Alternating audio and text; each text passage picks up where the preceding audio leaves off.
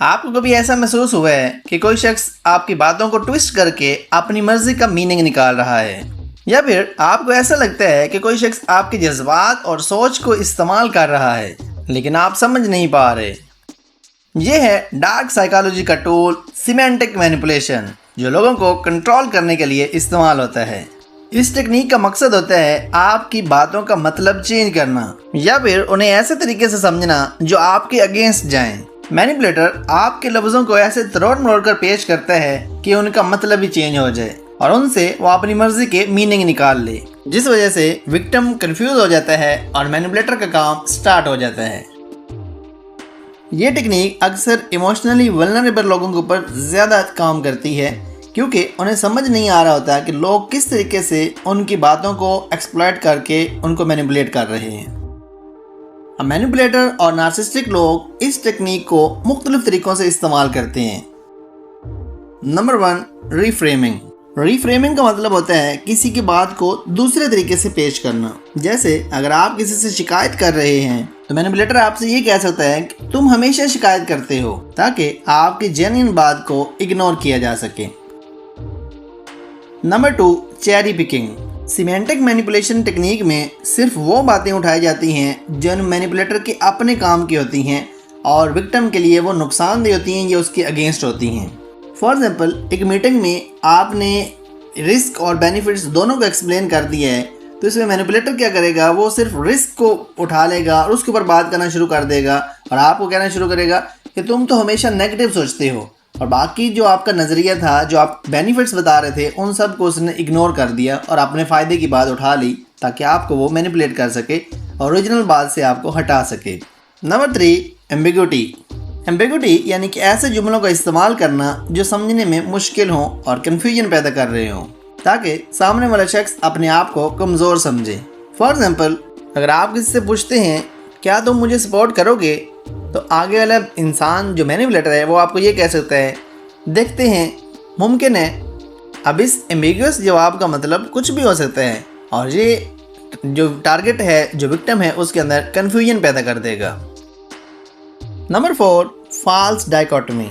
इसमें आपको सिर्फ 2 एक्सट्रीम ऑप्शन दिए जाते हैं, हाँ या ना। दरमियान वाला ऑप्शन आपको दिया ही नहीं जाता। फॉर एग्जाम्पल, अगर कोई आपसे ये कह रहा है या तो तुम मेरी बात मान लो या फिर तुम्हें मेरी परवाह ही नहीं है, तो ये एक फॉल्स डाइकोटमी है। असल में और भी कई इंटरमीडिएट सॉल्यूशन हो सकते हैं, लेकिन मैनिपुलेटर ने आपको 2 एक्सट्रीम के दरमियान फंसा दिया है। Number 5, labelling.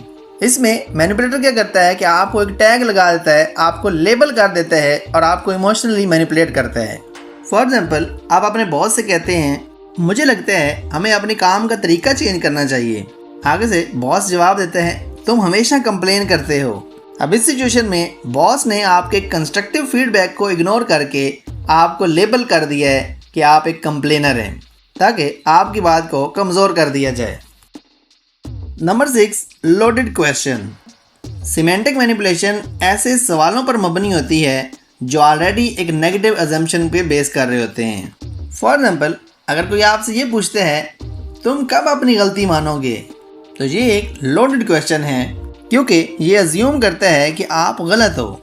ये टेक्निक आपको डिफेंसिव बनाती है और आप अपनी पोजीशन को इफ़ेक्टिवली डिफेंड भी नहीं कर सकते। अब सबसे अहम सवाल ये है कि हम इस डार्क टेक्निक से बचें कैसे। Number 1, active listening. सामने वाले की बात को गौर से सुनें और उसके लफ्ज़ों को समझने की कोशिश करें। Number 2, critical thinking. हर बात को ब्लाइंडली एक्सेप्ट ना करें, बल्कि उसे क्रिटिकली एनालाइज करें और उसके बाद कोई डिसीजन लें। इसके अलावा आपको चाहिए कि अगर आपको शक हो रहा है तो अगले बंदे से क्लैरिफिकेशन मांगे। इंतहाई अहम कि आप अपने जज्बात को समझें और सामने वाले के लफ्ज़ों से खुद को इमोशनली मैनिपुलेट होने से बचाएं। लास्ट बट नॉट लीस्ट, अगर आप कन्वर्सेशन में कन्फ्यूजन से बचना चाहते हैं तो लॉजिकल बात करें और अगले बंदे की बात में लॉजिक देखें कि है या नहीं है। अगर वही लॉजिकल बात कर रहा है तो उसको इग्नोर करें।